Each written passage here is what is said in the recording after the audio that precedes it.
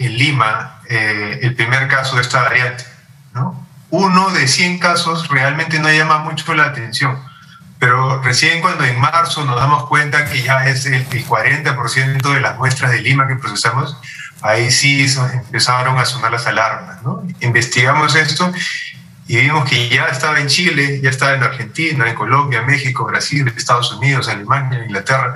O sea, ya se había repartido por todo el mundo. Pero tuvo su origen en nuestro espacio geográfico, está en otros continentes, pero el origen de esta variante. La evidencia indica que se ha originado precisamente en la región andina, ¿no?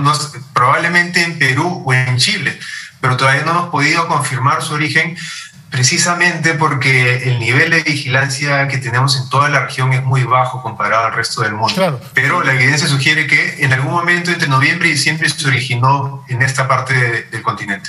¿Y qué particularidades tiene? ¿Cómo reconocen que es una variante diferente a las que hemos venido conociendo desdichadamente? Brasileña, india, británica, sudafricana, etcétera. Primero mencionar que variantes hay muchas más. Hacia fines de 2020 ya reconocíamos unas 50 variantes circulando en Lima al menos. Eso no quiere decir que las 50 sean de peligro, de preocupación. Probablemente la mayoría de esas no tienen ningún comportamiento único. Sin embargo, esta en particular, lo que vemos es un rápido crecimiento en muy poco tiempo, ¿no? Y no solamente en Lima, sino ahora en varias regiones del Perú, en varias regiones de Chile, en varias regiones de Argentina. Entonces, eso es evidencia preliminar de que podría ser más transmisible, ¿no? Y ese sí es algo que comparte con las variantes de preocupación, las que vienen desde Inglaterra, la de Sudáfrica o la de Manaus. Sin embargo, todo esto es muy preliminar y todavía lo tenemos que estudiar más. Bueno, si nos permite, vamos a hacer una pausa para respetar la franja electoral, después de la cual quisiera ir a las buenas noticias, que es saber si estamos convencidos de que las vacunas de las que disponemos en el Perú son eficaces también contra esta variante. Nos lo va a contestar, por favor, después de una breve pausa.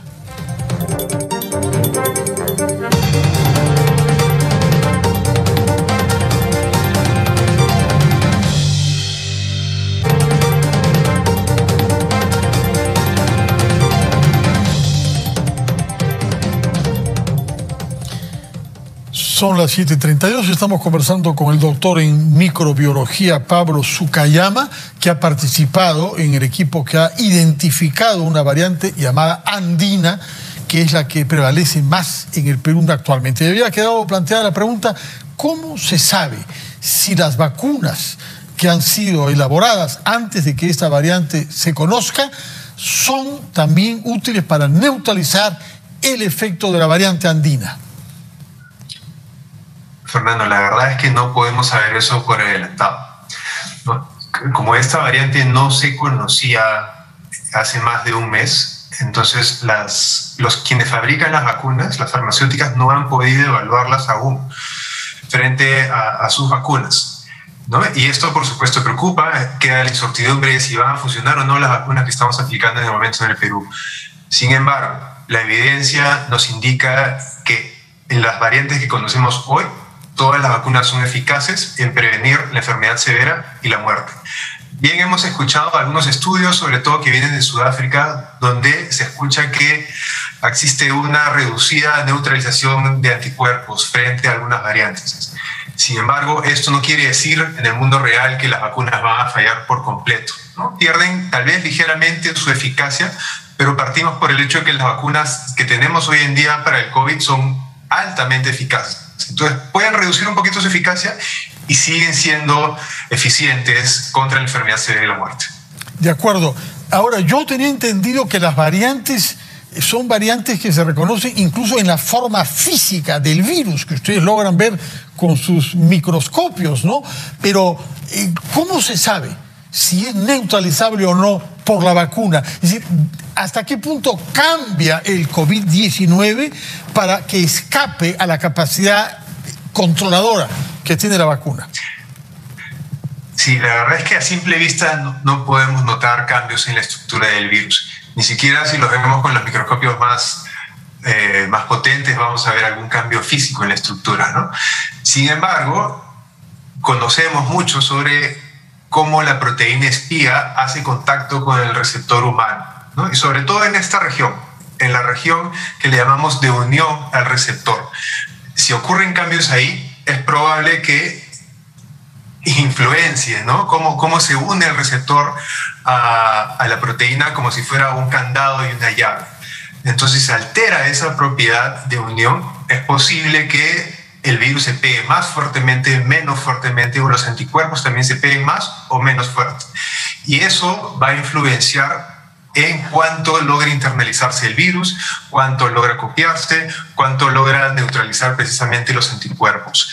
Entonces, para saber precisamente cuál es el efecto para esta variante, hay que llevar todo esto al laboratorio, ¿no? Hay que hacer ensayos en modelos animales, en modelos de cultivo celular, ensayos de neutralización de anticuerpos, y estos ensayos tardan tiempo y toman muchos recursos. Ahora que C37 ya es reconocida oficialmente como una variante que circula en la región, entonces nos ponemos todos de acuerdo, se conversa con las farmacéuticas para que agreguen esto a la lista de variantes que están evaluando, y esperamos tener una respuesta más definitiva en unos meses. Realmente ese es el tiempo que toma obtener ese tipo de respuestas. Por lo pronto, lo que sabemos que es una variante que se ha detectado acá antes que en otros países del mundo, probablemente haya partido de acá hacia otros países y continentes, y que es más contagiosa esta variante que lo que conocíamos hasta ahora.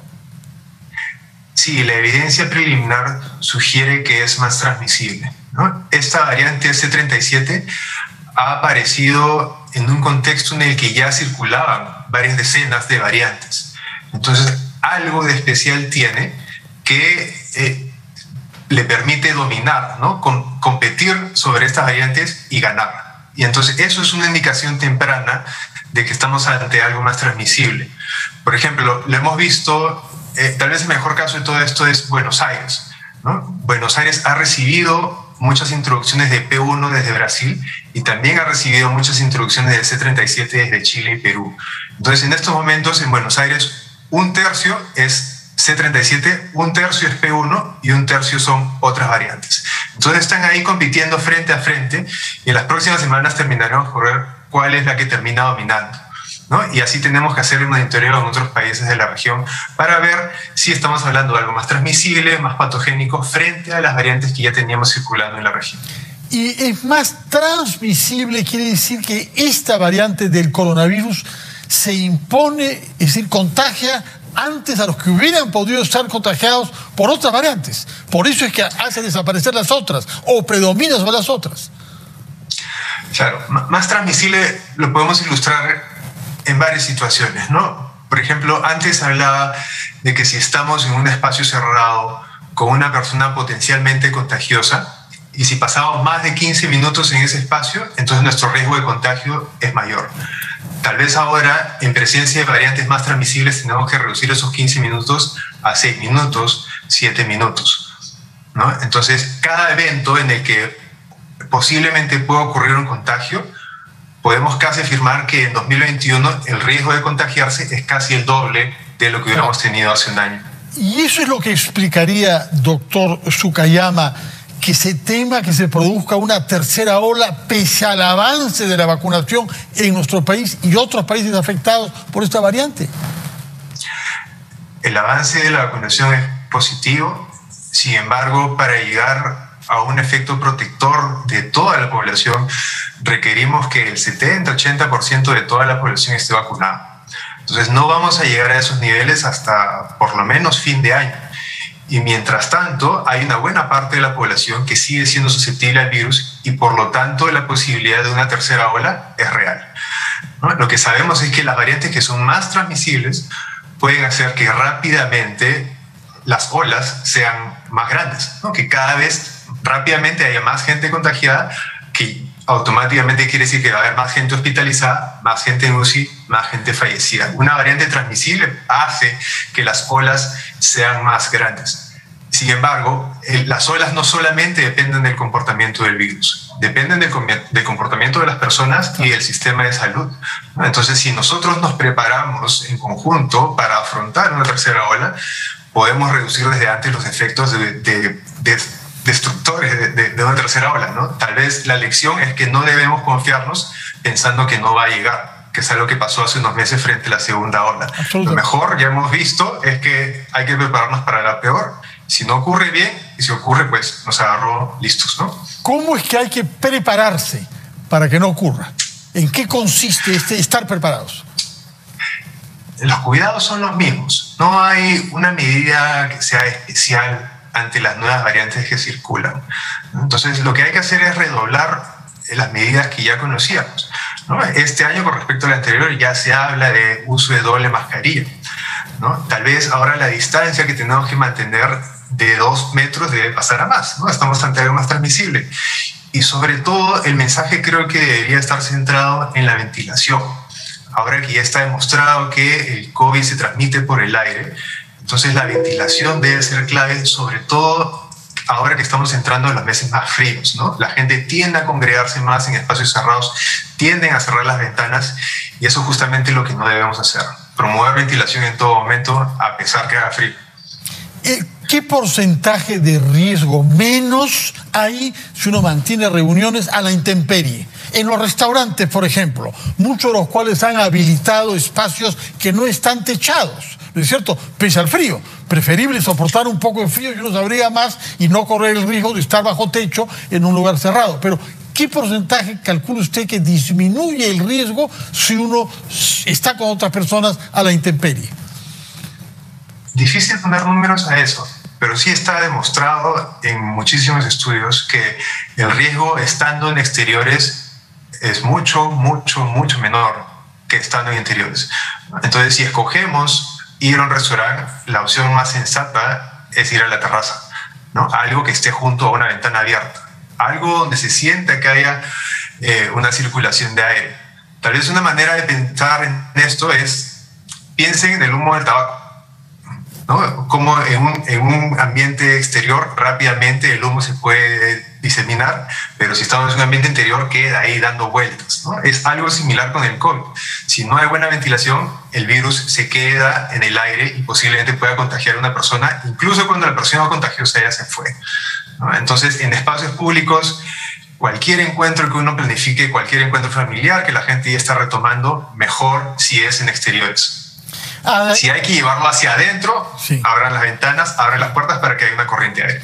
Doctor, todo esto no hace sino confirmar la importancia de la ciencia y de la tecnología y de equipos como el suyo en la Universidad Cayetano Heredia. Pero, ¿cuántos otros laboratorios existen en nuestro país que están identificando el genoma y las variaciones del COVID-19? En estos momentos hay 2 grupos. Uno de universidades y otro del INS.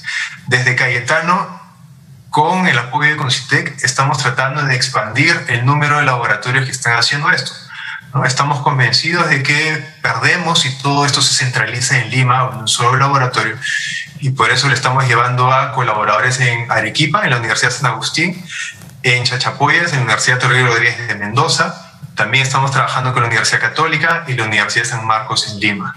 Y en paralelo, el INS ha recibido más fondos para poder escalar la capacidad de vigilancia y pronto generarán 1000 genomas por mes de todas las regiones. 1000 genomas por mes. Conjunto. Estaban en 100 hace poco, Y es bastante. Ya. Para ponerlo en perspectiva, 1000 es lo que hemos hecho en un año. Sí, pues. Ahora INS va a empezar a hacer 1000 por mes. Y eso es muy bueno.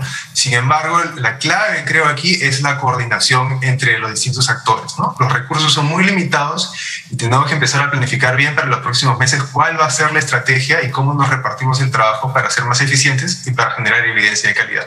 Una última pregunta que escapa ya al campo de la ciencia. ¿Hay una buena comunicación entre los científicos que trabajan en el sector privado, como usted en la Universidad Cayetano Heredia, y los del Estado en el INS? ¿Comparten información? ¿Cooperan unos con otros para que la investigación no sea competencia, sino convergencia?